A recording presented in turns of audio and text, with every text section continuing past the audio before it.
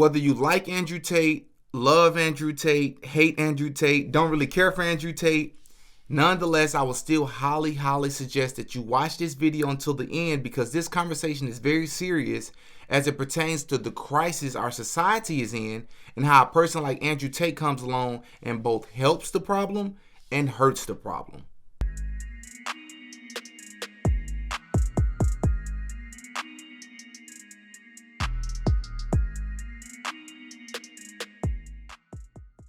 Oh yeah, Diddy got a podcast.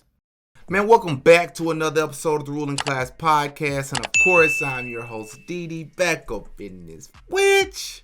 What another video. And if you're new to the show, please know your boy is thirsty to grow and to drink some of this water. You can help me out by liking this video and subscribing to the channel. But don't worry, I'm going to give you a sec to do that to help me out.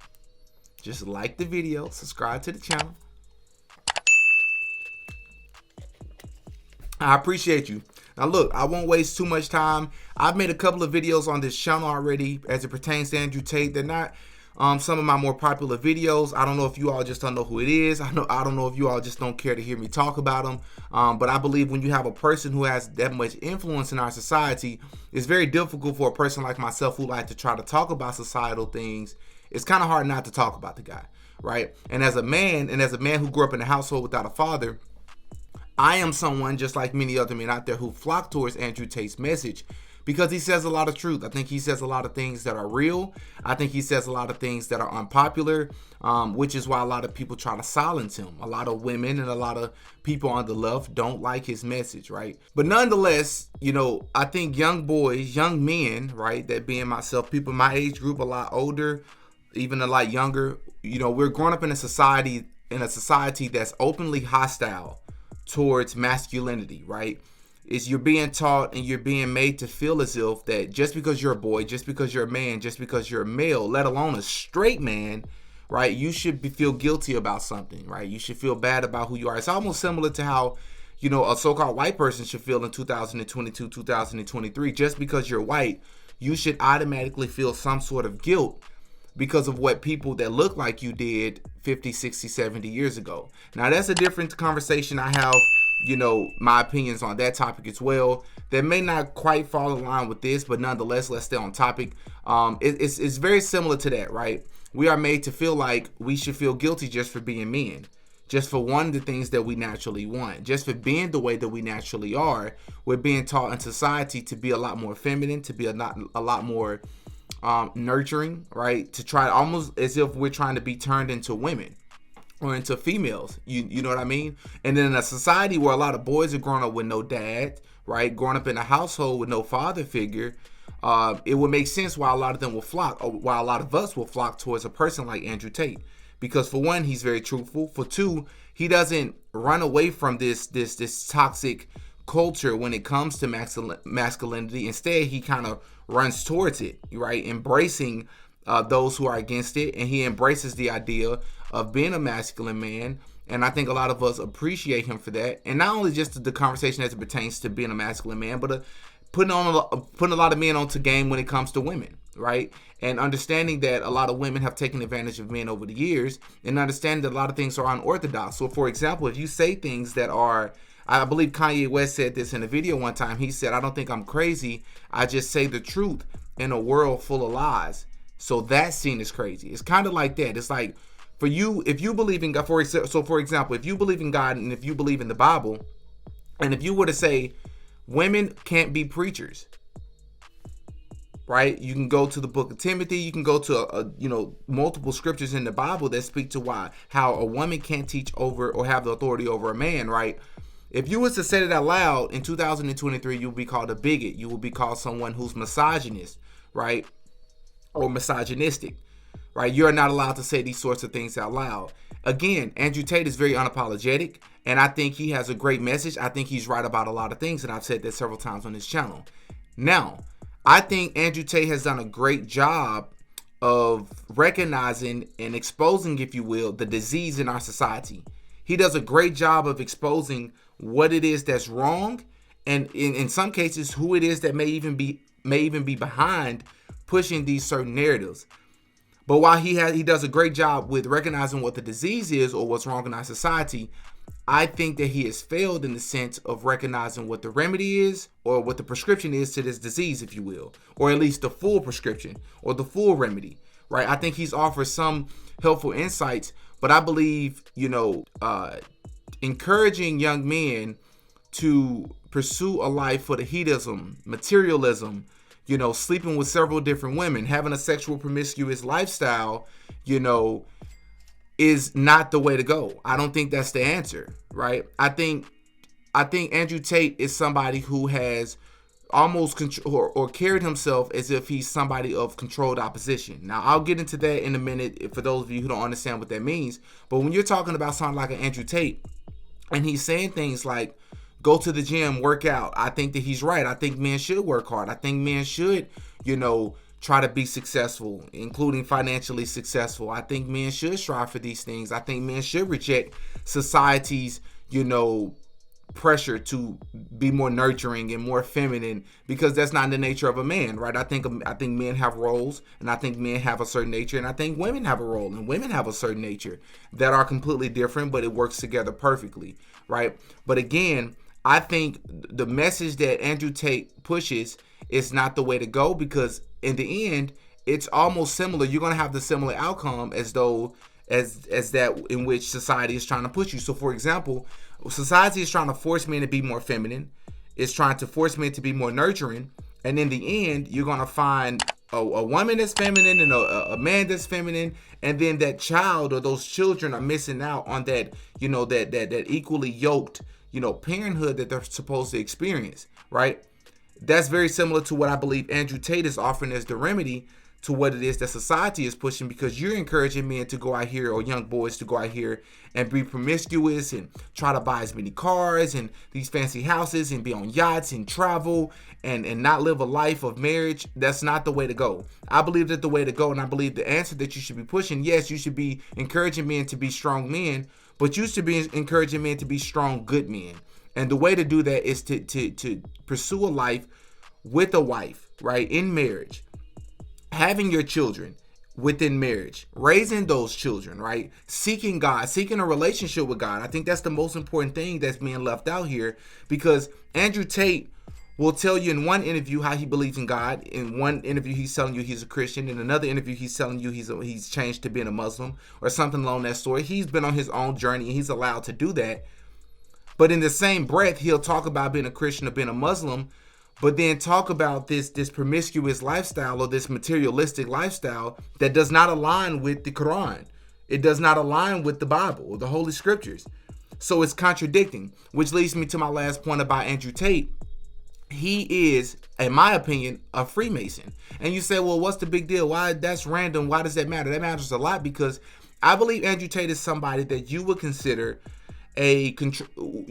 controlled opposition. So what that basically means is you present someone as the good guy, right?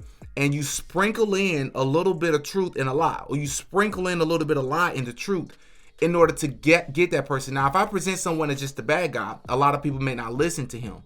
But if you present someone as the good guy, he's coming to save the day, he's the hero, and then he's saying things like God, and he's putting people on the game. But then within there, while mentioning God in the same breath, he's talking about doing these things that are very, very ungodly. A lot of people, it'll just go straight over your head. You won't catch it.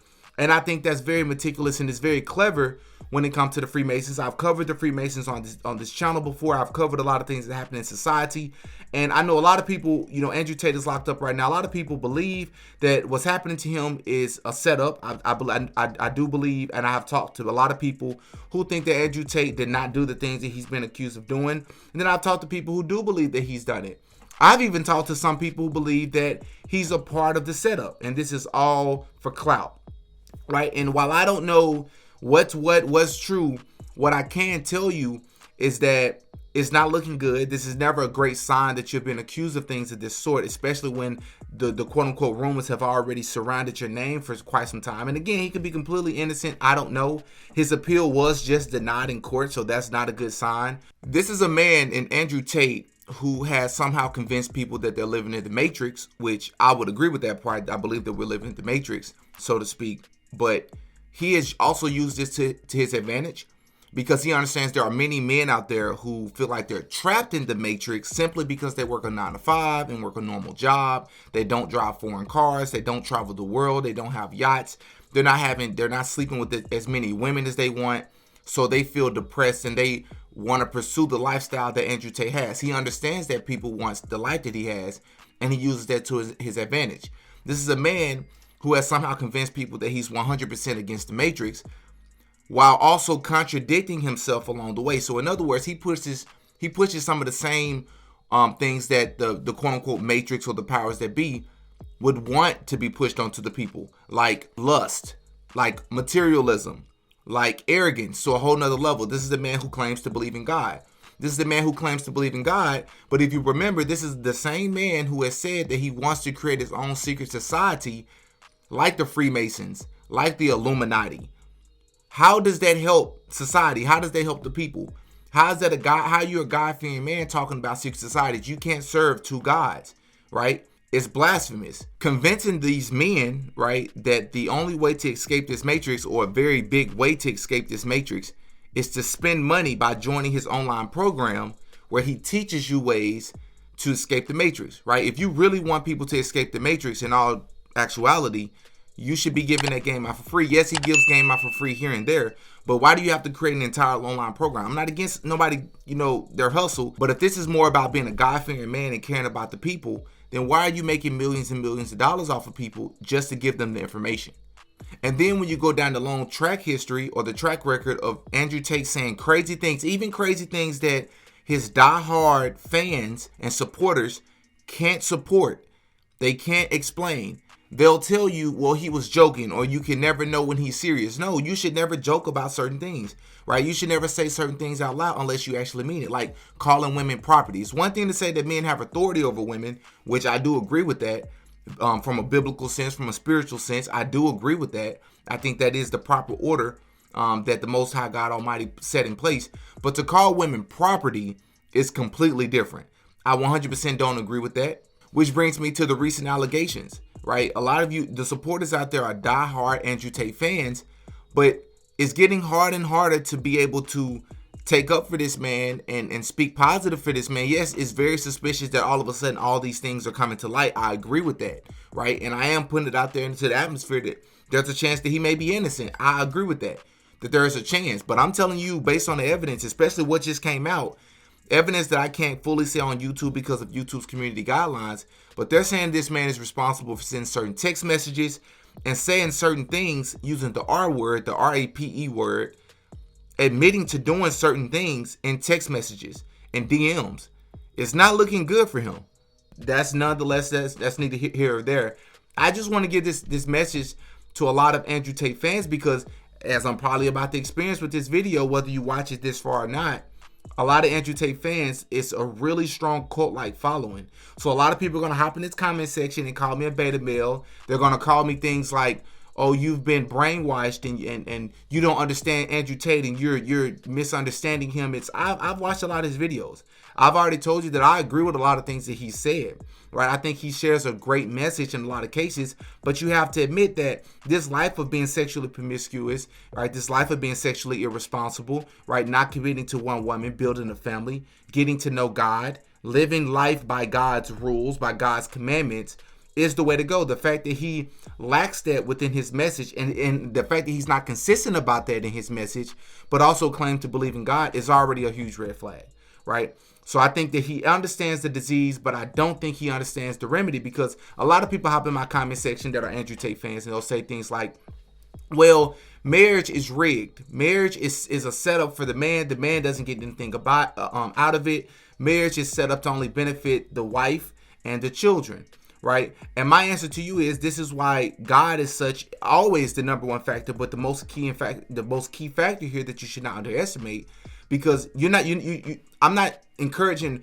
young men to go out there to find a wife and they have children and that's it. I'm saying that both that man and that woman should seek God and have a relationship with God and read the scriptures and study the scriptures and try to live by those guidelines. Yes, there are people who believe in God and their marriages have not worked out, but we don't know the ins and outs of that marriage. I'm guaranteeing to bet you that there are more times than not You'll have a much stronger life, a much happier life, a much more fulfilling life if you are married and you believe in God and you try to live your life by God's commandments and God's word, right? And that this right here is what I believe that Andrew Tate fans lack to understand. And I believe this is what Andrew Tate lacked to share consistently within his message, which is, in the end, in my opinion, still leading a lot of men to a life full of unhappiness, because materialism will not fulfill that for you and will lead men down a life essentially to the lake of fire. In fact, I'm willing to make the argument that by you engaging in this lifestyle of materialism and buying things just because you have the money to buy it and living your life, trying to seek as much money and make as much money as you can and living this sexual promiscuous lifestyle, or you traveling around the world with different women, I would say that this lifestyle would buy into the hands of the powers that be, if you will, right? Because if you think about it, the nuclear family has been under attack for years now, right? The idea of a nuclear family has always been much stronger than an individual by himself or by herself out here just living a lifestyle. So by you doing that, in my humble opinion, I think you're buying into the hands, into the quote unquote agenda of how the powers that that be want you to live. Right. So I know a lot of you all may or may not agree with this message, but I thought this was very important as the whole Andrew Tate fiasco continues. Y'all hop in the comment section and y'all let me know what y'all think about this. Until next time. Peace. Oh yeah, Diddy got a podcast.